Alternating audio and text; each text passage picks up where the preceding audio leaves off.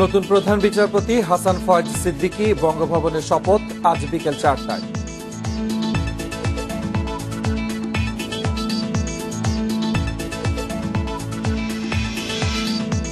Corona মোকাবেলায় সাফল্য ও অর্থনীতি চাঙ্গা রাখায় প্রধানমন্ত্রী শেখ হাসিনা শ্রেষ্ঠ অর্জন বলছেন বিশেষজ্ঞরা।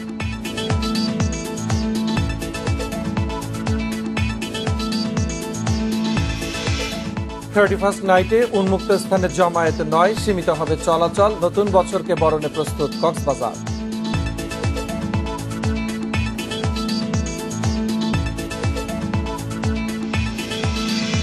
পঞ্চম ধাপের ইপি নির্বাচনের প্রচারণায় নানা অভিযোগ, শঙ্কা থাকলেও শান্তিপূর্ণ ভোট নিশ্চিতে প্রস্তুত EC.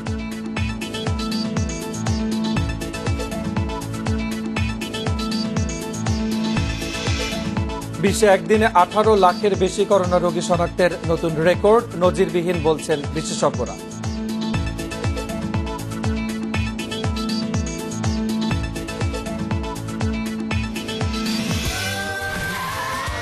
Saudi Extreme. Enjoy smooth speed. স্বাগত ইন্ডিপেন্ডেন্ট সংবাদে, সাথে আছে মুজাহিদুল ইসলাম এবং আমি নুজহাত আফরিন। শিরোনাম শুনছিলেন, চলে যাচ্ছে পুরো খবরে। দেশের 23তম প্রধান বিচারপতি হলেন হাসান ফয়েজ সিদ্দিকী। সংবিধানের 95-এর প্রথম অনুচ্ছেদ অনুযায়ী তাকে নিয়োগ দিয়েছেন রাষ্ট্রপতি। বৃহস্পতিবার প্রকাশ হয়েছে এ সংক্রান্ত গ্যাজেটও। আজ বিকেল 4টায় বঙ্গভবনে তাকে শপথ পড়াবেন রাষ্ট্রপতি। 1956 সালের 26শে সেপ্টেম্বর কুষ্টিয়ার খোকসায় জন্ম হাসান ফয়েজ সিদ্দিকীর। বাবা আব্দুল গফুর মোল্লা, মা নূরজাহান বেগম। 1972 সালে Khoksa Janipur Pilot High School থেকে এসএসসি আর আইএসসি পাশ করেন সাতক্ষীরার সরকারি পিসি কলেজ থেকে। সাতক্ষীরা সরকারি কলেজ থেকে বিএ, ঢাকা বিশ্ববিদ্যালয়ে রাষ্ট্রবিজ্ঞান বিভাগ থেকে স্নাতকোত্তর পাশ করেন তিনি, আর এলএলবি পাশ করেন ধানমন্ডি ল কলেজ থেকে। 1981 সালে ঢাকা জজ কোর্টে আইন পেশায় যোগ দেন হাসান ফয়েজ সিদ্দিকী। আইনজীবী হিসেবে 1983 সালে হাইকোর্ট বিভাগে এবং 1999 সালে অন্তর্ভুক্ত হন আপিল বিভাগে। 2009 সালে হাইকোর্ট ডিভিশনের স্থায়ী বিচারপতি হিসেবে নিয়োগ পান তিনি। 2013 সালের 28 মার্চ হন আপিল বিভাগের বিচারপতি। 2023 সালের 25 সেপ্টেম্বর অবসরে যাওয়ার কথা বিচারপতি হাসান ফয়েজ সিদ্দিকীর। জান্নাতুল ফেরদাউস Tanvi, independent news, Dhaka. Corona মোকাবেলায় ঈর্ষণীয় সাফল্য ও বিশ্বমন্দায় অর্থনীতি চাঙ্গা রাখাকে 2021 সালে প্রধানমন্ত্রী শেখ হাসিনার শ্রেষ্ঠ অর্জন বলছেন বিশেষজ্ঞরা। মহামারীকালে তার সাহস ও বিবেচনা প্রসূত সিদ্ধান্তেই কৃষি, শিল্প, শিক্ষাসহ প্রায় সব খাত সচল ছিল বলে মত তাদের। আর এসব কারণে আন্তর্জাতিক পর্যায়ে মিলেছে প্রশংসা ও স্বীকৃতি। 2021 সালেও বড় চ্যালেঞ্জ হয়ে সামনে ছিল করোনা মহামারী। একদিকে সংক্রমণ নিয়ন্ত্রণ, অন্যদিকে জীবিকার সংস্থান। সমীকরণটা সহজ ছিল না মোটেও।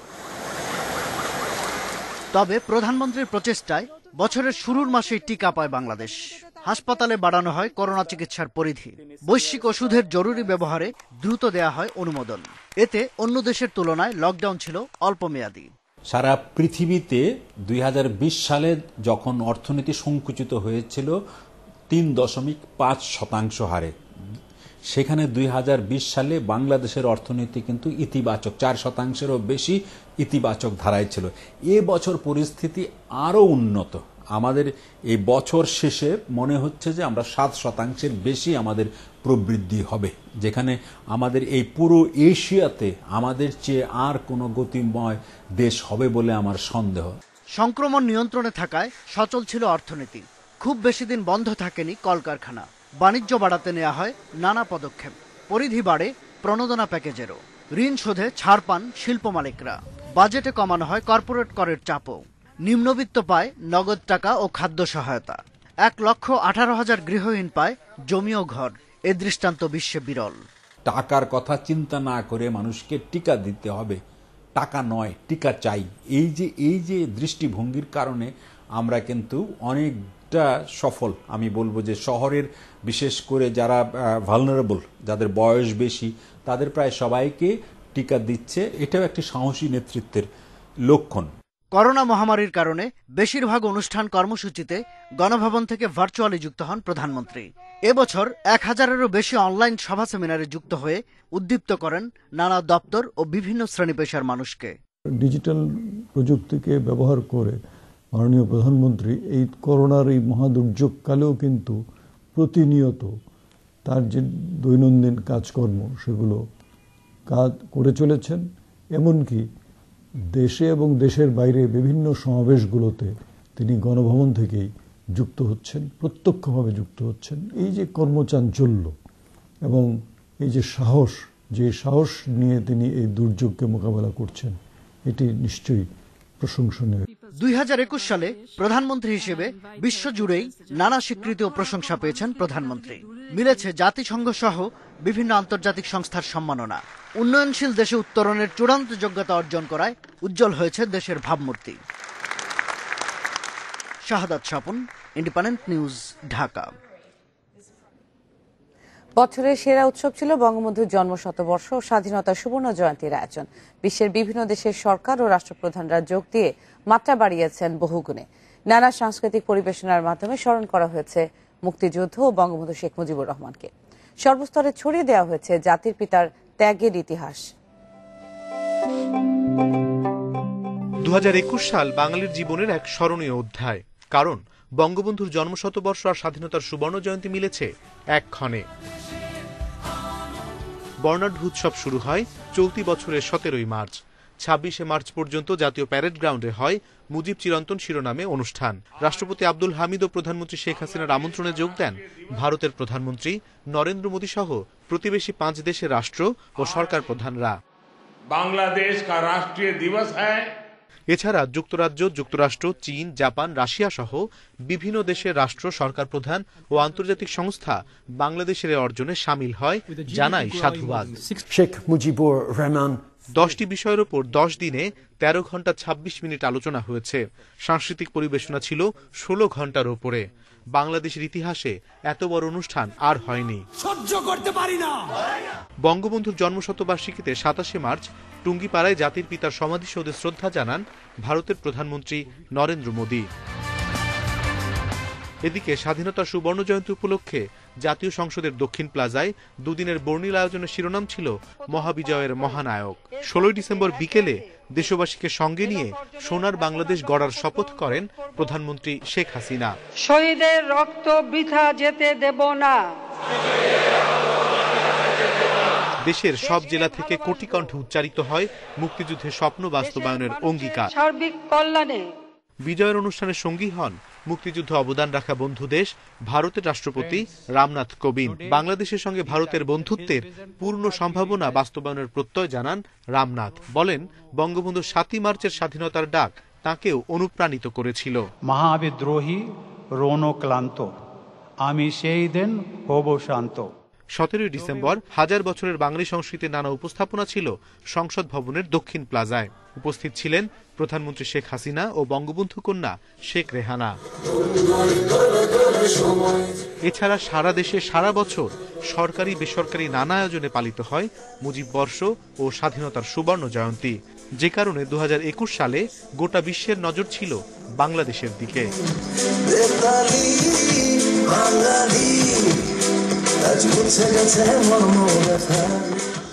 অনিমেষ কর, ইন্ডিপেন্ডেন্ট নিউজ, ঢাকা। করোনার মধ্যে ফল প্রকাশ ও নতুন বই বিতরণ কঠিন হলেও সরকার সফল হয়েছে বলে জানিয়েছেন প্রধানমন্ত্রী শেখ হাসিনা। গণভবন থেকে ভার্চুয়ালি দেশের প্রাথমিক ও মাধ্যমিক স্তরের শিক্ষার্থীদের বিনামূল্যে পাঠ্য বই দেওয়ার কাজ উদ্বোধন করে একথা জানান তিনি। দেন অনলাইনে শিক্ষা কার্যক্রম চালু রাখার পরামর্শ। নতুন শিক্ষাবর্ষের প্রথম দিন বই উৎসব করার কথা থাকলেও করোনার কারণে এবছর তা হচ্ছে না। তবে বছরের প্রথম দিন থেকে শিক্ষা প্রতিষ্ঠানে বই বিতরণ কার্যক্রম চলবে। বৃহস্পতিবার সকালে গণভবন থেকে প্রাথমিক ও মাধ্যমিকের নতুন শিক্ষাবর্ষের বই বিতরণ কর্মসূচি ভার্চুয়ালি উদ্বোধন করেন প্রধানমন্ত্রী শেখ হাসিনা। এ সময় তিনি সরাসরি শিশুদের হাতে নতুন বই দিতে না পারায় দুঃখ প্রকাশ করেন। অনুরোধ করছি। অনুষ্ঠানে প্রধানমন্ত্রী বলেন, নতুন বছর 34,70,22,000-এর বেশি নতুন বই বিনামূল্যে বিতরণ করা হবে। এই কার্যক্রম শুরু করেছিলেন বঙ্গবন্ধু শেখ মুজিবুর রহমান। তিনি বিনামূল্যে পাঠ্যপুস্তক বিতরণ এবং এমনকি শিক্ষার্থীদের কাপড় চোপড় পর্যন্ত তিনি বিতরণ করেছেন। ৭৫-এর পর শিক্ষায় গুরুত্ব কম দেওয়া হয়েছিল উল্লেখ করে প্রধানমন্ত্রী দীর্ঘ ২১ বছর পর ক্ষমতায় এসে আওয়ামী লীগ সরকারের নেওয়া পদক্ষেপগুলো তুলে ধরেন। ভোকেশনাল ট্রেনিং, কারিগরি ট্রেনিং শিক্ষা এবং বিজ্ঞান শিক্ষার উপর আমরা গুরুত্ব দিই। 12টি বিজ্ঞান প্রযুক্তি বিশ্ববিদ্যালয় প্রতিষ্ঠা করি।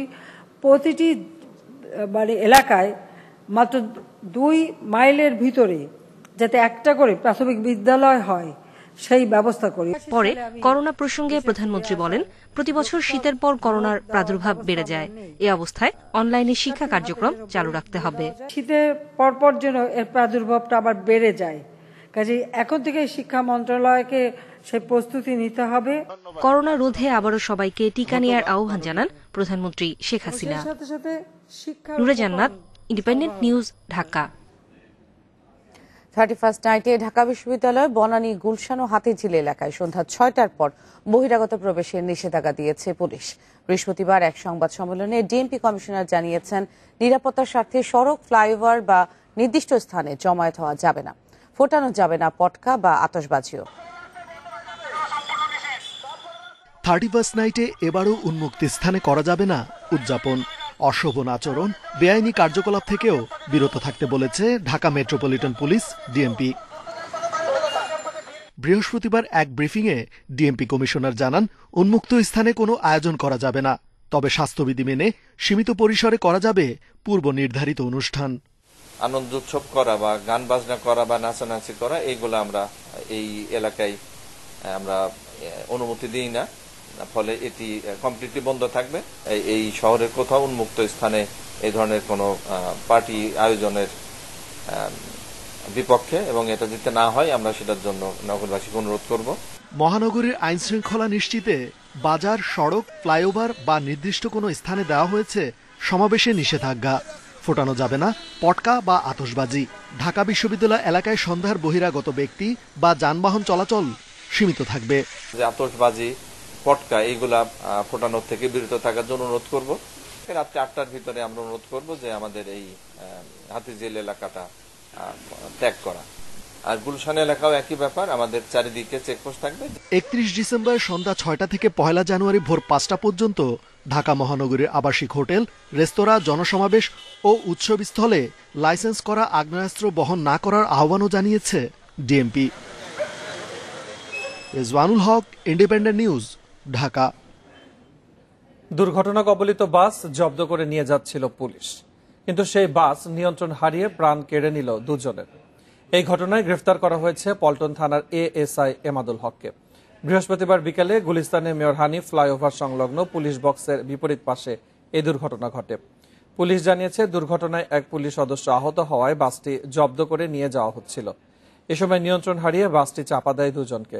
এতে ঘটনাস্থলে এহসানুল কবির তুষার ও চিকিৎসাধীন অবস্থায় আমেরিকা প্রবাসী শুকুর মাহমুদের মৃত্যু হয়।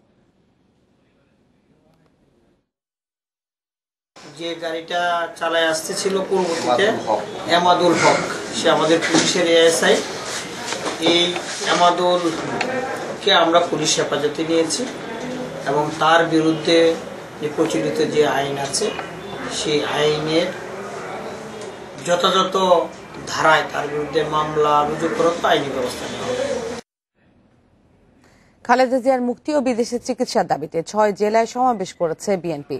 ঠাকুরগাঁওয়ে দাবি আদায় না হওয়া পর্যন্ত আন্দোলন চালিয়ে যাওয়ার ঘোষণা দেন মির্জা ফখরুল ইসলাম আলমগীর। এদিকে সিরাজগঞ্জে আওয়ামী লীগের সঙ্গে সংঘর্ষে জড়িয়েছেন বিএনপি নেতাকর্মীরা। পূর্ব ঘোষিত কর্মসূচিতে যোগ দিতে বৃহস্পতিবার সকাল থেকেই ঠাকুরগাঁওয়ের পাবলিক ক্লাব মাঠে আসতে থাকেন বিএনপি নেতাকর্মীরা। দুপুরে আসেন দলের মহাসচিব। এ সময় খালেদা জিয়ার মুক্তি ও বিদেশে চিকিৎসার ব্যবস্থা না হওয়া পর্যন্ত আন্দোলন চালিয়ে যাওয়ার ঘোষণা দেন মির্জা ফখরুল ইসলাম আলমগীর। এই শপথ গ্রহণ করি যে যতদিন পর্যন্ত আমরা এই সরকারকে সরাতে পারছি, যতদিন পর্যন্ত দেশের বেগম খালেদার মুক্তি আনতে পারছি, তাকে বিদেশে পাঠাতে পারছি, যতদিন পর্যন্ত আমাদের নির্বাচিত নেতা তাকে দেশে ফিরিয়ে আনতে পারছি, ততক্ষণ পর্যন্ত আমরা ভয় ফিরে যাব না। আমাদের আন্দোলন চলবে চলবে চলবে। এদিকে সমাবেশকে কেন্দ্র করে সিরাজগঞ্জে সংঘাতে জড়িয়েছে বিএনপি ও আওয়ামী লীগ। এতে দুপক্ষের অন্তত 10 জন আহত হয়েছে। কিশোরগঞ্জে সমাবেশ হয়েছে আজিমুদ্দিন উচ্চ বিদ্যালয় মাঠে। খাগড়াছড়ির আউটার স্টেডিয়ামের সমাবেশে খালেদা জিয়ার মুক্তির দাবিতে জেলায় জেলায় আন্দোলন গড়ে তোলার আহ্বান জানান শামসুজ্জামান দুদু।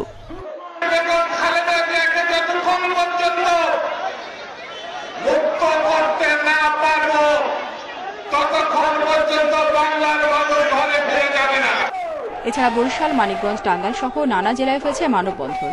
এ সময় নিরপেক্ষ সরকারের অধীনে নির্বাচন দাবি করেন নেতাকর্মীরা। রেশমি নন্দী, ইন্ডিপেন্ডেন্ট নিউজ। নানা অভিযোগ থাকলেও থেমে নেই পঞ্চম ধাপের ইউপি নির্বাচনের প্রচার। ভোটাররা নানা শঙ্কার কথা জানালেও শান্তিপূর্ণ পরিবেশ নিশ্চিতে সব প্রস্তুতি রাখার কথা জানিয়েছেন নির্বাচন সংশ্লিষ্টরা। পঞ্চম ধাপের ইউপি নির্বাচনে পিরোজপুরের 5টি ইউনিয়নে হচ্ছে ভোট গ্রহণ। ভোট গ্রহণের সময় এগিয়ে আসার সঙ্গে সঙ্গে প্রচারের জোর বাড়াচ্ছেন প্রার্থীরা। এরই মধ্যে হয়রানির অভিযোগ তুলেছেন মঠবাড়িয়ার ধানিসাফা ইউনিয়নের স্বতন্ত্র প্রার্থী। তবে আইন শৃঙ্খলা বাহিনী বলছে পরিস্থিতি স্বাভাবিক রাখতে পর্যাপ্ত ব্যবস্থা নেওয়া হয়েছে। আইন শৃঙ্খলা পরিস্থিতি স্বাভাবিক আছে, আমাদের পর্যাপ্ত পুলিশ মোতায়েন রয়েছে। 5 তারিখের যে নির্বাচনের আগে, নির্বাচনকালীন এবং নির্বাচন পরবর্তী আমাদের সর্বাত্মক প্রস্তুতি রয়েছে। পঞ্চম ধাপের ইউনিয়ন পরিষদ নির্বাচনে কুষ্টিয়া সদর উপজেলার 11টি ইউনিয়নে ভোট হচ্ছে। একই দল থেকে একাধিক প্রার্থী মাঠে থাকায় বাড়ছে সংঘাত। আমরা যখন শান্তিপ্রিয়ভাবে যাই, আমরা বিসমিল্লাহ মিলের সামনে গেলেই ওখান থেকে হঠাৎ করে গলির মধ্যে থেকে ওরা আমাদের সামনে চলে আসে। ওদের হাতে ছিল চাপাতি, রামদা। আমার কর্মী বাহিনী, আমার সাধারণ মানুষ আতঙ্ক অবস্থার মধ্যে আছে, কারণ তারা বিভিন্নভাবে লাঠিসোঁটা নিয়ে বিভিন্ন হুমকি ধামকি দিচ্ছে। তবে নির্বাচন সুষ্ঠুভাবে সম্পন্ন হবে বলে আশ্বাস নির্বাচনী কর্মকর্তাদের। প্রতিটি উপজেলায় 5 প্লাটুন বিজিবি, 3 প্লাটুন র্যাব, মোবাইলের আনসারের 1টি প্লাটুন এবং প্রতিটি ইউনিয়নে একজন করে আমরা নির্বাহী ম্যাজিস্ট্রেট নিয়োগ করার সিদ্ধান্ত নিয়েছি। যশোর সদর ও কেশবপুর উপজেলার 26টি ইউনিয়নে ভোট হচ্ছে 5 জানুয়ারি। বিচ্ছিন্নভাবে কিছু সহিংসতার ঘটনা ঘটলেও থেমে নেই প্রার্থীদের প্রচার। আমার 35,000 মতো পোস্টার ছিঁড়ে ফেলছে আমাদের নৌকা প্রার্থী। প্রচারণা আপনারা এসেই দেখতে পাচ্ছেন। আমরা তৃণমূল মানুষের কাছে মানুষ কেমন আছে, কি অবস্থায় আছে, আমরা দোরগোড়ায়, আমরা গ্রামে, আমরা পায়ে হেঁটে আমরা ওয়ার্কিংটা করছি। সাভারের নির্বাচনী এলাকাগুলোতেও চলছে প্রচারণা। এখানে পঞ্চম ধাপে ভোট হচ্ছে 11টি ইউনিয়নে। শাকিলা করিম, ইন্ডিপেন্ডেন্ট নিউজ ডেস্ক। আশুলিয়া এক চেয়ারম্যান প্রার্থী নির্বাচনী অফিসে অগ্নিসংযোগ ও ভাঙচুরের ঘটনা ঘটেছে। বৃহস্পতিবার রাতে শিমুলিয়া ইউনিয়নের কলতাসুতি এলাকায় নৌকা প্রতীকের চেয়ারম্যান প্রার্থী ABM আজহারুল ইসলাম সুরুজের নির্বাচনী অফিসে এই ঘটনা ঘটে। স্থানীয়রা জানায় রাত 10টার দিকে কলতাসুতি এলাকায় বর্তমান চেয়ারম্যান ও আওয়ামী লীগের চেয়ারম্যান প্রার্থী ABM আজহারুল ইসলাম সুরুজের কর্মীরা বাড়ি বাড়ি ভোট চাইতে চলে যান।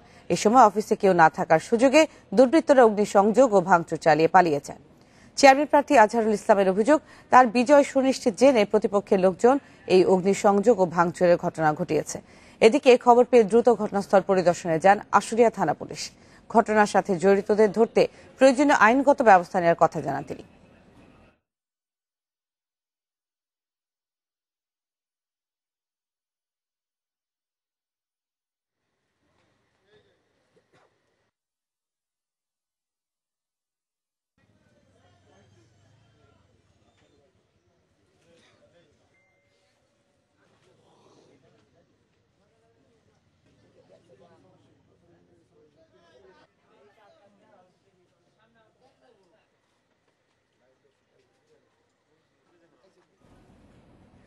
পঞ্চম ধাপে ইউপি নির্বাচনকে সামনে রেখে প্রচারণা ও ভোটের পরিবেশ নিয়ে আরো জানাতে সাভার ও কিশোরগঞ্জ থেকে যোগ দিচ্ছেন সহকর্মীরা।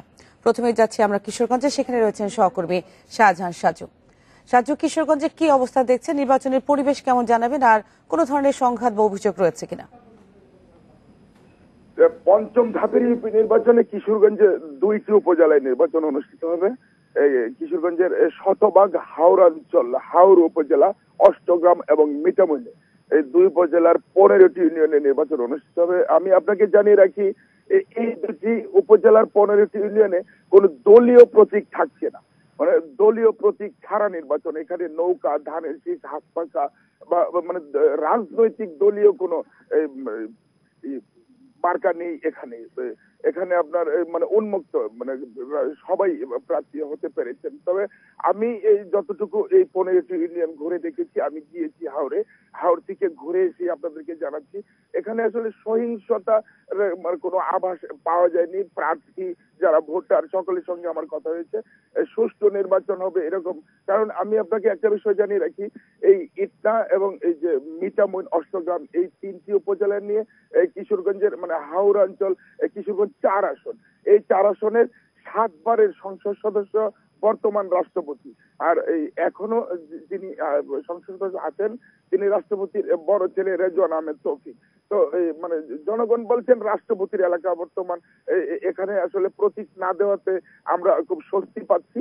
আর এই মানে সহিংসতার কোনো আভাস আমরা পাইনি, সেটা ভোটাররাও বলেনি, প্রার্থীরাও বলেনি। আর আইন শৃঙ্খলা বাহিনী বলতে নির্বাচন কমিশনের সাথে আমার কথা হয়েছে, জেলা নির্বাচন যে অফিসার আশরাফুল আলম, তিনি আমাকে বলেছেন যে নির্বাচনের অবস্থা খুবই ভালো, শান্তিপূর্ণ পরিবেশ। আমরা আশা করি উৎসবমুখর পরিবেশেই আগামী 5 জানুয়ারি আমরা ভোট গ্রহণ করতে পারবো। সব মিলিয়ে হাওড়ের 5ম ধাপের 2 উপজেলার 15টি ইউনিয়নের যে নির্বাচন সেটা শান্তিপূর্ণ হবে, এই বিষয়ে সবাই বলছেন। উৎসবমুখর পরিবেশে এখন প্রার্থীরা ভোট চাচ্ছেন। এবং আপনি থাকুন আমাদের সাথে, আমরা যাচ্ছি সাভারে, সেখানে রয়েছেন আমাদের সহকর্মী রুবেল আহমেদ। রুবেল, সাভারে কি অবস্থা? আমরা বরাবর যেমন দেখি সাভারে কিছু সংঘর্ষের কথা শোনা যাচ্ছে, এই মুহূর্তে আপনার কাছে 5ম ধাপের যে নির্বাচনটি রয়েছে তা নিয়ে কি তথ্য রয়েছে? দেখুন, নির্বাচনের দিন যত ঘনিয়ে আসছে ততই কিন্তু প্রচার প্রচারণায় উৎসবমুখর পরিবেশের রূপ নিচ্ছে পুরো সাভারের এলাকা।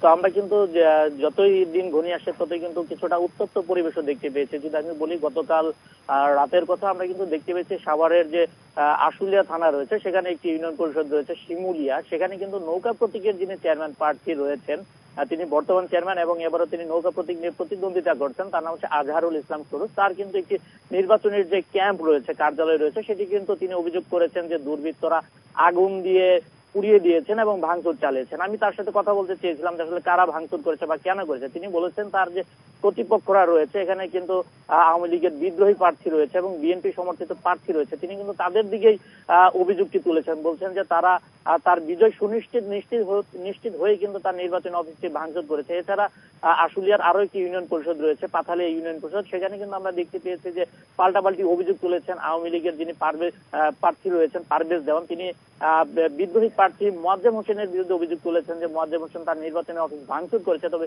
মোয়াজ্জেম হোসেন কিন্তু এই অভিযোগটি অস্বীকার করে তিনি কিন্তু বলেছেন যে পারভেজ তার নিজের কার্যালয় ভেঙে তার উপরে দোষ চাপানোর চেষ্টা করছেন। এছাড়া কিন্তু আমরা দেখতে পেয়েছি যে সাভারে এখন পর্যন্ত তেমন কোনো অপ্রীতিকর ঘটনা ঘটছে না, মোটামুটি শান্তি শৃঙ্খলা ভাবেই নির্বাচনে আমেজ বিরাজ করছে। সকাল থেকে মধ্যরাত পর্যন্ত প্রার্থীরা ভোটারদের দ্বারে দ্বারে যাচ্ছেন। সবকিছু মিলে এখন পর্যন্ত সাভারে উৎসবমুখর পরিবেশে ভোট হচ্ছে। 2-1টি বিচ্ছিন্নের সংবাদ পাওয়া যাচ্ছে, তবে সেটির জন্য কিন্তু পুলিশ প্রশাসন খুব তৎপর রয়েছে। তারা বলছে শান্তি শৃঙ্খলা ভাবে যেন ভোটটি সম্পন্ন করা যায়, সেই জন্য ঢাকা জেলা পুলিশ খুব তৎপর রয়েছে। তারা কিন্তু দিনে রাতে তাদের গোয়েন্দা নজরদারি বাড়িয়েছেন এবং পুলিশের টহল কিন্তু বৃদ্ধি করেছেন বলে জেলা পুলিশের পক্ষ থেকে আমাদেরকে জানানো হয়েছে। সাভার এবং কিশোরগঞ্জ থেকে জানাচ্ছিলেন আমাদের প্রতিনিধিরা। দেশে করোনায় আরো 7 জনের মৃত্যু হয়েছে, এর মধ্যে পুরুষ 4 এবং নারী 3 জন। এই নিয়ে মোট প্রাণহানি হল 28,070 জনের। 852টি ল্যাবে 24 ঘন্টায় 22,667 নমুনা পরীক্ষায় করোনা শনাক্ত হয়েছে 509 জনের। পরীক্ষা বিবেচনায় শনাক্তের হার 2.25%। শনিবার স্বাস্থ্য অধিদপ্তরের বিজ্ঞপ্তিতে জানানো হয় দেশে মোট করোনা আক্রান্তের সংখ্যা দাঁড়ালো 15,85,027 জনে। সুস্থ হয়েছেন আরো 395 জন। এ নিয়ে মোট সুস্থ 15,48,811 জন।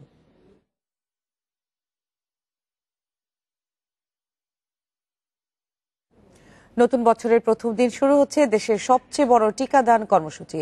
এর আওতায় থাকছে 3.5 কোটি মানুষ। প্রতি কেন্দ্রে দিনে টিকা পাবেন 300 জন। লক্ষ্যমাত্রা পূরণে এবার টিকা না নেয়াদের তালিকা হবে। নিবন্ধন এনআইডি না থাকলে মোবাইল নম্বর দিয়েও টিকা নেওয়া যাবে। 27 জানুয়ারি থেকে 11 মাসে করোনার টিকা পেয়েছেন 7,23,00,000 মানুষ। তবে সরকার টিকা দিতে চায় লক্ষ্যমাত্রার 70% 11,40,00,000 মানুষকে। সে হিসেবে টিকার বাইরে আছেন 4 কোটি মানুষ। সে লক্ষ্য পূরণে সবচেয়ে বড় টিকাদান কর্মসূচি শুরু হচ্ছে শনিবার। এ কাজে সারা দেশে 1,10,664 কেন্দ্র, কর্মী 5.5 লাখ। আর এবারই প্রথম শিশুদের জন্য থাকা কেন্দ্র থেকে দেয়া হবে করোনা টিকা। প্রতি কেন্দ্রে দিনে পাবেন 300 জন। গ্রাম পর্যায়ে একদম বাড়ির কাছে টিকা কেন্দ্রটাকে নিয়ে যাচ্ছে, যে উদ্দেশ্য হলো ওই এলাকার ওই উপজেলার কোনো মানুষই টিকার আওতার বাইরে থাকবে না। এছাড়া প্রশাসন জনপ্রতিনিধির সহায়তায় তালিকা হবে টিকা না পাওয়া ব্যক্তিদের। সচেতনতা তৈরিতে মসজিদের মাইকেও চলবে প্রচার। জাতীয় পরিচয়পত্র না থাকলে মোবাইল নম্বর দিয়েও নেওয়া যাবে টিকা। যারা রেজিস্ট্রেশন করেছেন বা করবেন ওই দিন তারা টিকা নিতে পারবেন। রেজিস্ট্রেশন কেউ করতে না পারলে সেও টিকা নিতে পারবে। আমরা টিকা দিয়ে দিব, পরবর্তীতে তিনি সার্টিফিকেট প্রয়োজন হলে তিনি রেজিস্ট্রেশন করে সার্টিফিকেট নিতে পারবেন। এই সুবিধাটা থাকবে। এমনকি কারো যদি এনআইডি না থাকে, বার্থ সার্টিফিকেট না থাকলে, চেয়ারম্যানের সার্টিফিকেট না থাকলে, ওই এলাকায় কেউ একজন চিহ্নিত করে দিল, আমরা তাকে টিকা দিয়ে দিব। শুধু একমাত্র একটা মোবাইল নাম্বার রেখে দেব। এই কর্মসূচিতে মিলবে সিনোফার্ম, সিনোভ্যাক ও অক্সফোর্ডের টিকা। সিনোফার্ম ও সিনোভ্যাকের টিকা নেওয়া ব্যক্তিরা 1 মাস এবং অক্সফোর্ডের টিকা নেয়ারা 2 মাস পর একই কেন্দ্রে পাবেন দ্বিতীয় ডোজ। এটা আমরা গ্রাম ভিত্তিক, উপজেলা ভিত্তিক আমরা করছি। সিটি কর্পোরেশন এলাকায় আমাদের এই একই রকম আরেকটা ক্যাম্পেইনের আমরা প্ল্যান করছি। এটা শুরু করে দিয়ে তারপর ওইটাতে আমরা হয়তো 1 সপ্তাহ ব্যাপী সব সিটি কর্পোরেশনে, সব বাড়িতে। দেশে এ পর্যন্ত করোনা টিকা এসেছে 21 কোটি। সরকারের হাতে মজুদ আছে 9 কোটি 23 লাখ। Hasan Misbah, independent news, Dhaka. দেশে উচ্চ মাধ্যমিক পর্যায়ে আসন আছে 23 লাখেরও বেশি, যা পাশ করা শিক্ষার্থীর সংখ্যার চেয়ে অনেক বেশি। তাই কলেজ ভর্তিতে আসনের কোনো সমস্যা থাকছে না বলে জানিয়েছে শিক্ষা বোর্ড। এবারের এসএসসি ও সমমানের পরীক্ষায় পাশ করেছে 20,96,000 শিক্ষার্থী। তাদের ভাবনা এখন কলেজে ভর্তি নিয়ে। রেজাল্ট যেহেতু ভালোই হয়েছে, তাহলে ভালো কলেজেই যাব, অ্যাপ্লাই করব। আমার প্রত্যাশা যে এগুলোতে আসবে। এদিকে 5 জানুয়ারি থেকে শুরু হবে একাদশ শ্রেণীতে ভর্তির আবেদন, চলবে 22 জানুয়ারি পর্যন্ত। ক্লাস শুরু মার্চে। শিক্ষা মন্ত্রণালয় বলছে সারা দেশের প্রায় 5,000 কলেজে আসন 23 লাখ। পাশ করা শিক্ষার্থীর চেয়ে এ সংখ্যা 2 লাখ বেশি। পরীক্ষার্থীর উদ্দেশ্যে বলছি, আমাদের সিট সংখ্যা কিন্তু তার চেয়ে অনেক বেশি, কয়েক লাখ বেশি আছে। কাজেই ছাত্রছাত্রীদের ভর্তি হতে কোনো সংকট হবে না, যথেষ্ট পরিমাণ সিট আছে।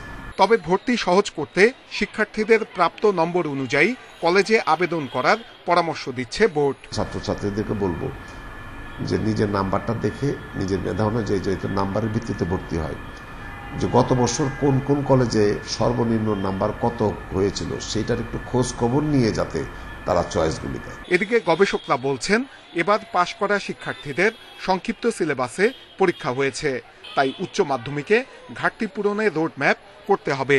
আমরা আশঙ্কা করছি যে কিছু গ্যাপ নিয়ে তারা যাবেন।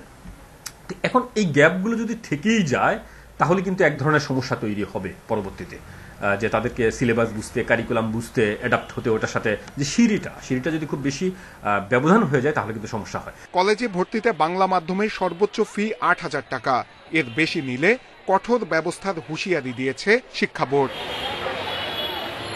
নূরে আলম, ইন্ডিপেন্ডেন্ট নিউজ, ঢাকা। শ্রমিকদের বাধার মুখে ভ্রাম্যমাণ আদালত কার্যক্রম গুটিয়ে নিতে হয়েছে নৌপরিবহন অধিদপ্তরকে। বৃহস্পতিবার দুপুরে দ্বিতীয় দিনের মতো সদরঘাটে গিয়েছিল ভ্রাম্যমাণ আদালত। এ সময় কীর্তনখোলা 10 ও মানামি নামে বরিশালগামী দুটি লঞ্চকে 30,000 টাকা করে জরিমানা করা হয়। সনদ না থাকায় বাতিল হয় যাত্রাও। এতে বিক্ষোভ মিছিল বের করে শ্রমিকদের একাংশ। এ অবস্থায় স্থগিত হয়ে যায় ভ্রাম্যমাণ আদালতের অভিযান। এরই সঙ্গে 4 লঞ্চকে করা হয় 1,10,000 টাকা জরিমানা।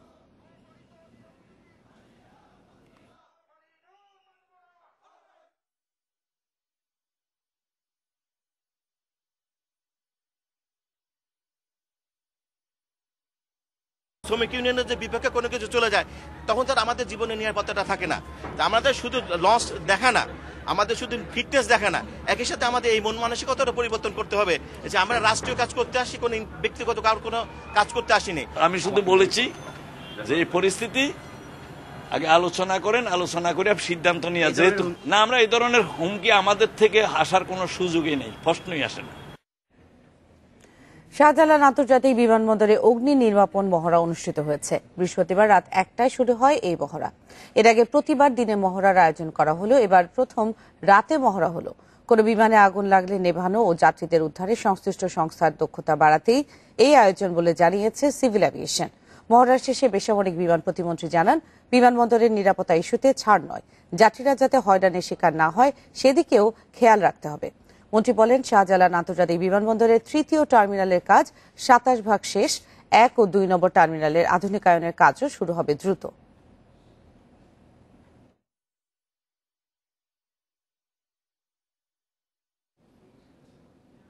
বছর জুড়ে সারা দেশে আলোচনায় ছিল বেশ কিছু দুর্ঘটনা।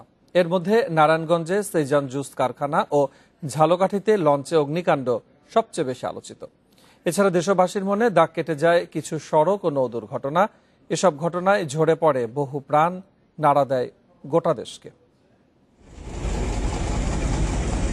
গত এক বছর দেশের বিভিন্ন এলাকায় ঘটে যাওয়া নানা দুর্ঘটনা ছিল আলোচনার কেন্দ্রে।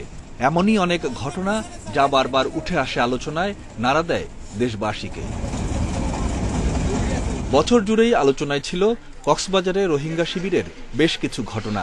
23 মার্চ উখিয়ার বালুখালী ক্যাম্পে অগ্নিকাণ্ডে শিশুসহ 7 জনের মৃত্যু হয়। অর্ধশতাধিক দগ্ধের পাশাপাশি পুড়ে যায় 10,000 বসতঘর। 29 সেপ্টেম্বর রোহিঙ্গা নেতা মুহিবুল্লাহ হত্যার রেশ কাটতে না কাটতেই 22 অক্টোবর হত্যার শিকার হন ক্যাম্পের একটি মাদ্রাসার 6 শিক্ষক ও ছাত্র। বছরের সবচেয়ে বড় সড়ক দুর্ঘটনা ঘটে রাজশাহীতে। 26 মার্চ রংপুরের পীরগঞ্জ থেকে বেড়াতে গিয়ে বাস মাইক্রোবাসের সংঘর্ষে নিহত হন 17 জন। মাইক্রোবাসের গ্যাস সিলিন্ডার বিস্ফোরণে লাগা আগুনে মৃত্যু হয় তাদের। ডিএনএ পরীক্ষার ফল না পাওয়ায় 8 মাসেও অভিযোগপত্র দিতে পারেনি পুলিশ। 5 এপ্রিল নারায়ণগঞ্জের শীতলক্ষ্যায় লাইটারেজ জাহাজের ধাক্কায় লঞ্চ ডুবিতে 34 যাত্রীর মৃত্যু হয়। এ ঘটনার পর 8 জুলাই রূপগঞ্জে সেজান জুস কারখানার অগ্নিকাণ্ডে 54 শ্রমিকের মৃত্যু নাড়া দেয় দেশবাসীকে। ঘটনার পর হাশেম ফুডের চেয়ারম্যান সহ 8 জনের বিরুদ্ধে মামলা হলেও আসামিরা এখন জামিনে মুক্ত। 16 এপ্রিল চট্টগ্রামের বাঁশখালীর কয়লা বিদ্যুৎ কেন্দ্রে পুলিশের সঙ্গে সংঘর্ষে প্রাণ হারায় 7 শ্রমিক। সময়মতো বেতন না পাওয়া, কর্মঘণ্টা কমানোর দাবি ও চীনা শ্রমিকদের খারাপ আচরণের অভিযোগে কাজ বন্ধ করে বিক্ষোভ শুরু করেন শ্রমিকরা। পরিস্থিতি নিয়ন্ত্রণে পুলিশ গুলি ছুড়লে ঘটে হতাহতের ঘটনা। বছর শেষে গত 24 ডিসেম্বরে সবচেয়ে আলোচিত ঘটনা ঝালকাঠির সুগন্ধা নদীতে লঞ্চে আগুন। ভয়াবহ এ ঘটনায় এ পর্যন্ত 47 মরদেহ উদ্ধার হয়েছে, নিখোঁজ ও হাসপাতালে চিকিৎসাধীন আছেন আরও অনেকে। Mamunur Rashid, independent news desk. 2021 সালে ঢাকায় দৃশ্যমান হয়েছে মেট্রো রেল। উত্তরা থেকে ঢাকা বিশ্ববিদ্যালয় পর্যন্ত ভায়াডাক্ট বা লাইন নির্মাণ হয়েছে। দেশে পৌঁছেছে বগি ও ইঞ্জিন সহ 10 সেট ট্রেন। আগারগাঁও পর্যন্ত মেট্রো রেলে পরীক্ষামূলক চলাচল চমকে দিয়েছে নগরবাসীকে। সব মিলিয়ে প্রকল্পের অগ্রগতি হয়েছে 73%। কর্তৃপক্ষের আশা, আগামী ডিসেম্বরে চালু হবে বাণিজ্যিকভাবে। 2021 সালের 31 মার্চ জাপানের কোবে বন্দর থেকে মোংলাই পৌঁছায় মেট্রো রেলের প্রথম কোচ সেট, আর উত্তরা তুরাগ জেটিতে আসে 23 এপ্রিল। সব মিলিয়ে এসেছে ট্রেনের 10 সেট। নতুন বছরে আসবে আরও 14 সেট। 29 আগস্ট প্রথমবার উত্তরা থেকে পল্লবী পর্যন্ত ভায়াডাক্ট বা লাইনের ওপর চলে মেট্রো রেল। এরপর 12 ডিসেম্বর দিয়াবাড়ি ডিপো থেকে 11.73 কিলোমিটার পথ পাড়ি দিয়ে ট্রেন পৌঁছায় আগারগাঁওয়ে। এরই মধ্যে ঢাকা বিশ্ববিদ্যালয়ের কার্জন হল পর্যন্ত প্রস্তুত ভায়াডাক্ট। এমআরটি 6 লাইনে উত্তরা থেকে মতিঝিল পর্যন্ত স্টেশন হচ্ছে 16টি। এর মধ্যে আগারগাঁও পর্যন্ত 9টি স্টেশন অনেকটাই দৃশ্যমান। দ্রুত গতিতে চলছে বাকিগুলোর কাজও। ঢাকা ম্যাস ট্রানজিট কোম্পানি লিমিটেডের এমডি জানান, আগামী বছরের মাঝামাঝিতে মতিঝিল পর্যন্ত লাইন বসবে। সব ঠিক থাকলে ডিসেম্বরে শুরু হবে বাণিজ্যিক চলাচল। 2টা এন্ডে, অর্থাৎ উত্তরা উত্তর এন্ডে এবং এই আগারগাঁও স্টেশনে, এখানে যাতে যাত্রীরা এসে যখন উঠবে বা নামবে তার যে ব্যবস্থাটা, সেই ব্যবস্থাটা রাখার জন্য আমরা সেখানে বিআরটিসির সাথে আমরা ইতিমধ্যে প্রাথমিক সমঝোতায় পৌঁছেছি। সহজেই আমরা সমঝোতা চুক্তি স্বাক্ষর করব। বিদ্যুৎ চালিত মেট্রো রেল উভয় দিকে ঘন্টায় 60,000 যাত্রী পরিবহন করতে পারবে। এটি চালু হলে ঢাকার যানজট কমবে বলে আশা করা হচ্ছে। Shahid Ahmed, independent news, Dhaka. শীতে ভ্রমণ পিপাসুদের আগমন বেড়েছে সীমান্তবর্তী জেলা শেরপুর ও নেত্রকোনায়। দীর্ঘদিন বন্ধ থাকার পর আবারও ঘুরে দাঁড়াচ্ছে পর্যটন খাত। করোনার ক্ষতি পুষিয়ে নেওয়ার আশা করছেন ব্যবসায়ীরা। পর্যটকদের সেবার মান ও নিরাপত্তায় নানা উদ্যোগ নিয়েছে স্থানীয় প্রশাসন। দুর্গাপুরের সাদামাটি পাহাড় আর পাদদেশে বয়ে যাওয়া সোমেশ্বরী নদীর নৈসর্গিক সৌন্দর্য উপভোগ করতে নেত্রকোনায় ভিড় করছেন পর্যটকরা। শীতে নদীর বুকে জেগে ওঠা ধুধু বালুচরের নয়নাভিরাম সৌন্দর্যেও মুগ্ধ পর্যটকরা। এছাড়াও টঙ্ক আন্দোলনের স্মৃতিসৌধ, খ্রিস্ট ধর্মপল্লী, বিরিশিরি ক্ষুদ্র নৃগোষ্ঠীর কালচারাল একাডেমি দেখতেও ছুটে আসছেন পর্যটকরা। আমাদের দেশে যে এরকম একটা প্রাকৃতিক সৌন্দর্য, নৈসর্গিক সৌন্দর্য, এটা আসলে আর কোথাও নাই। দীর্ঘদিন করোনায় গৃহবন্দী অবস্থায় ছিলাম, এখন একটু করোনার কমতির দিকে, এই জন্য আমরা ঘুরতে আসছি। পর্যটকদের আনাগোনায় খুশি ব্যবসায়ীরা। তাদের নিরাপত্তায় সব ধরনের ব্যবস্থা নিয়েছে প্রশাসন। করোনার সময় দোকানপাট বন্ধ ছিল, আসলে আমরা চলতে পারি নাই। এখন করোনা ছুটছে, সাদামাটি পাহাড়ে অনেক লোকজন আসতে পারতেছে। আশেপাশের এলাকাকে নান্দনিকভাবে গড়ে তুলতে পারি, ইতিমধ্যে সে একটি পরিকল্পনা নিয়ে সেই পরিকল্পনাটা, প্রকল্প প্রস্তাবটা আমরা বাংলাদেশ বেসামরিক বিমান পরিবহন পর্যটন মন্ত্রণালয়ে আমরা প্রেরণ করব। শীতে শেরপুরেও ভিড় বেড়েছে। ঝুলন্ত ব্রিজ, জিপলাইন, অবকাশ কেন্দ্রের কৃত্রিম জলপ্রপাত আর চিড়িয়াখানায় 40 প্রজাতির প্রাণীর টানে ছুটে আসছেন দর্শনার্থীরা। চুকুলুপি চিলড্রেন্স পার্কের পাশাপাশি এবার যুক্ত হচ্ছে শিশু কর্নারও। অসম্ভব ভালো লাগছে আমার এই জায়গায় এসে। এখানে অনেকগুলো রাইড করছে, আমরা ঘুরে ঘুরে দেখলাম, খুবই সুন্দর। করোনায় ক্ষতি পুষিয়ে ওঠার আশা করছেন ব্যবসায়ীরা। করোনা ছাড়ার পর থেকেই লোকজন কিছু আশা ধরছে, মোটামুটি এখন ভালো আসতেছে। গজনী অবকাশ কেন্দ্রের সৌন্দর্য বাড়াতে সংস্কার সহ নানা উদ্যোগের কথা জানান জেলা প্রশাসক। মুজিব বর্ষে আমি এটা উদ্বোধন করতে পেরে আসলে আনন্দিত যে এটাকে কেন্দ্র করে আমাদের গজনী একটা নতুন পাবে, নতুন মাত্রা পাবে। শেরপুরে প্রতি বছর কয়েক হাজার দর্শনার্থী ছুটে আসেন সৌন্দর্য উপভোগ করতে। Independent news desk. বিশ্বে 24 ঘন্টায় 18,30,000 করোনা রোগী শনাক্ত হয়েছে। মহামারী শুরুর পর একদিনে শনাক্তের সর্বোচ্চ রেকর্ড এটি। এই নিয়ে মোট আক্রান্তের সংখ্যা 28,67,00,000 ছাড়িয়েছে। এছাড়া একদিনে মৃত্যু হয়েছে 6,500 জনের। এই নিয়ে বিশ্বে মোট প্রাণহানি 54,45,000-এর বেশি। বৃহস্পতিবার ফের দৈনিক সংক্রমণের রেকর্ড হয়েছে যুক্তরাষ্ট্রে। রোগী মিলেছে প্রায় 5.5 লাখ। 24 ঘন্টায় মৃত্যু হয়েছে 1350 জনের। এমন পরিস্থিতিকে নজিরবিহীন বলছে মার্কিন গবেষকরা। রাশিয়ায় একদিনে 932 জন মারা গেছে। এদিকে ফ্রান্সের টানা দ্বিতীয় দিনের মতো একদিনে 2 লাখের বেশি রোগী শনাক্ত হয়েছে, মারা গেছে 180 জন। স্পেনে একদিনের রেকর্ড 1,61,000 রোগী শনাক্ত হয়েছে। এছাড়া যুক্তরাজ্যেও রেকর্ড হয়েছে দৈনিক সংক্রমণের। রোগী মিলেছে 1,82,000, মারা গেছে 332 জন।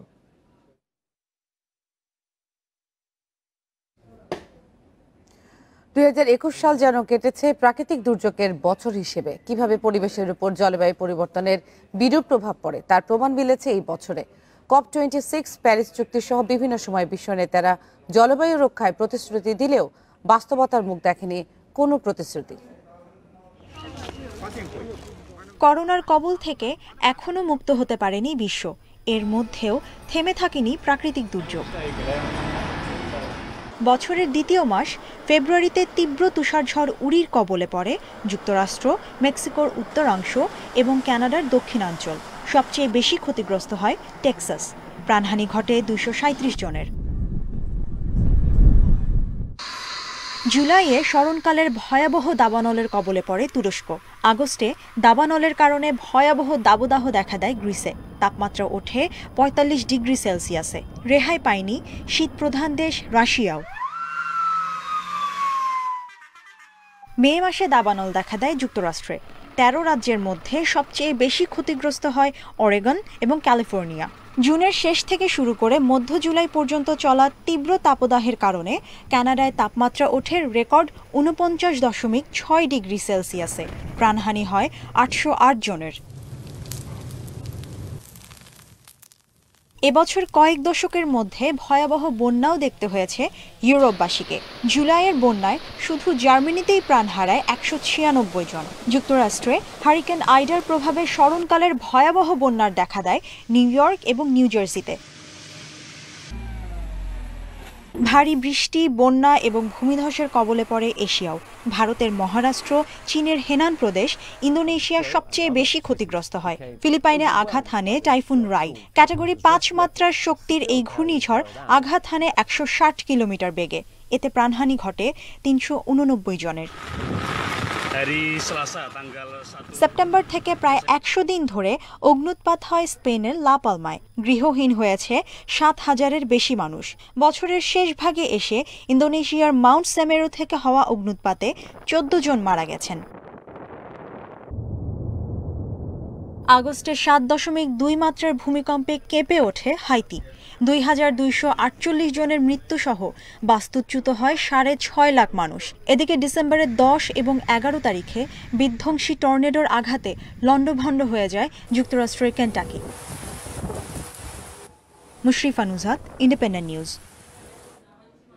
আগের সফরগুলোর চেয়ে এবারে নিউজিল্যান্ডের চ্যালেঞ্জ আরও বেশি হবে। স্বাগতিকদের বিপক্ষে ৪ দিন টিকে থাকা কঠিন হবে বলছেন সাবেক স্পিনার মোহাম্মদ রফিক। ওখানে স্পিনারদের টার্নের চেয়ে লাইন লেন্থে মনোযোগ দেওয়ার পরামর্শ তার। বর্তমান খারাপ সময় থেকে বেরিয়ে আসতে দীর্ঘমেয়াদী সিদ্ধান্ত নেওয়ার তাগিদ রফিকের। বিশ্বকাপের পর থেকে ছন্নছাড়া অবস্থা বাংলাদেশের। ঘরের মাঠে পাকিস্তানের বিপক্ষে টেস্ট চ্যাম্পিয়নশিপের শুরুটাও বাজেভাবে। প্রস্তুতি ম্যাচের এক ইনিংসে অবশ্য আশার আলো দেখিয়েছেন পেসাররা। যেখানে তাসকিন রাহি উজ্জ্বল, সেখানেই আবার থাকছে ভয়। বিশ্বের অন্যতম সেরা পেস লাইন আপকে যে মোকাবেলা করতে হবে ব্যাটারদের। ২০১৯ সালে নিউজিল্যান্ড সফরের ২ ম্যাচেই ইনিংস ব্যবধানে হেরেছিল বাংলাদেশ। এবার কি ভালো কিছুর আশা করা যায়? বাস্তবতা বলছে আগের চেয়ে আরো বেশি চ্যালেঞ্জের মুখে পড়বে টাইগাররা। ১ বছরেরটাই বলি, আর পিছিয়ে যাব না। এই ১ বছর যা বেটার খেলেছে আমি মনে করি তার তো খারাপ হবে নিউজিল্যান্ড, বিকজ ওয়েদারের জন্য এবং ওদের উইকেটের জন্য। কারণ কি এখন দেখেন বাংলাদেশ টিমটা কিন্তু পুরো এলোমেলো, আপনার পুরো গুছানো না। তাই নিউজিল্যান্ড টিমটা কিন্তু পুরো গুছানো। বাংলাদেশে আমি মনে করি যে যদি টেস্টটা ৪ দিনে নিয়ে যায়, আমি মনে করি ভালো ক্রিকেট খেলবে। গেল ২০ বছরে নিউজিল্যান্ডের মাটিতে ৯টা টেস্ট খেলেছে বাংলাদেশ। সেখানে সব মিলিয়ে টাইগার স্পিনারদেরও সংগ্রহ ২০ উইকেট। তাতে স্পষ্ট সাকিবহীন দলে এক স্পিনার নিয়েই মাঠে নামবে বাংলাদেশ। টার্নহীন উইকেটে কি করতে হবে জানিয়েছেন সাবেক স্পিনার মোহাম্মদ রফিক। নিউজিল্যান্ডের উইকেটটা যেটা আপনি বাংলাদেশে খেলেন, আপনি শর্ট লেন স্পিনাররা পড়লে দেখা যায় লো হয়, দেখা চান্স পায় বা ওরা ব্যাটসম্যান সুযোগ নেয় না। বাট ওখানে কিন্তু ওই সুযোগটা ওরা কাজে নেবে। বাট এই কারণে যে আমি এইটা বললাম যে আপনার লেন এন্ড লাইনটা ইম্পর্টেন্ট, আপনি যে মেন চ্যালেঞ্জটা বল করাটা এটা হলো ইম্পর্টেন্ট। পালা বদলের সময় টালমাটাল নির্বাচকেরা। সাকিব তামিমদের বিকল্প তৈরিতে হিমশিম খাচ্ছে বোর্ড। ক্রিকেটের স্বার্থে দীর্ঘমেয়াদী পরিকল্পনার কথা বলছেন নানা সাফল্যের কারিগর মোহাম্মদ রফিক। কিন্তু ম্যানেজমেন্টের চিন্তা ভাবনা থাকা লাগবে লং সময়, এই ক্ষণিকের জন্য। Mazharul Islam, independent news. ২০২১ বাংলাদেশের ক্রিকেট যেন হতাশায় মোড়ানো। ঘরের মাঠে অস্ট্রেলিয়া, নিউজিল্যান্ডের মতো দলকে টি-20 সিরিজে হারিয়েও সাফল্যের হিসাব ভারী করা যায়নি।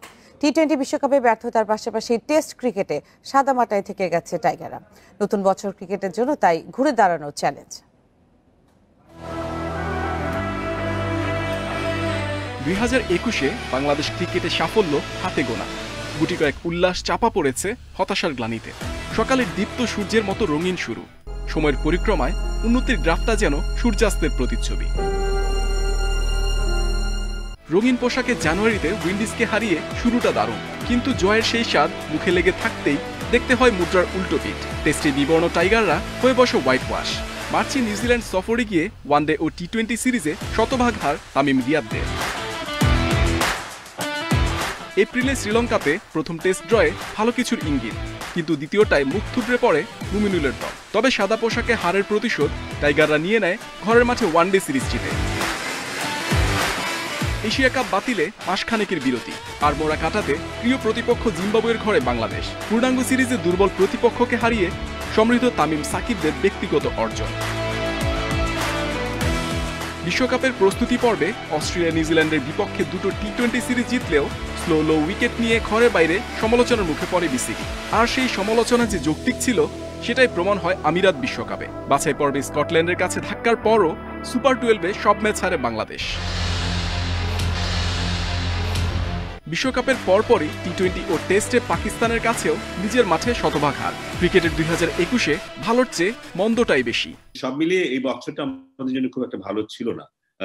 তবে আমাদেরকে এমন একটা সময় পার করতে হবে, এটা কিন্তু আমরা জানি। কারণ রিসেন্টলি এবছরে অনেকটা সময় কিন্তু আমাদের মূল খেলোয়াড় যারা, সবচাইতে অভিজ্ঞ খেলোয়াড় যারা, তারা কখনোই কিন্তু একসাথে খেলতে পারেনি। কখনো দুজন ছিল, কখনো একজন ছিল, কখনো এইভাবে কিন্তু চলেছে। সেটাও আমাদের দলকে কিছুটা দুর্বল করেছে। মাঠের ক্রিকেট ছাপিয়ে ফেলে আসা বছরে গণমাধ্যমের শিরোনাম হয়েছে রিয়াদের অবসর, তামিমের টি-20 খেলতে না চাওয়া, নির্বাচকদের অপরিকল্পিত সিদ্ধান্ত আর বছর শেষে আকরাম খানের ক্রিকেট অপারেশন ছেড়ে দেওয়া।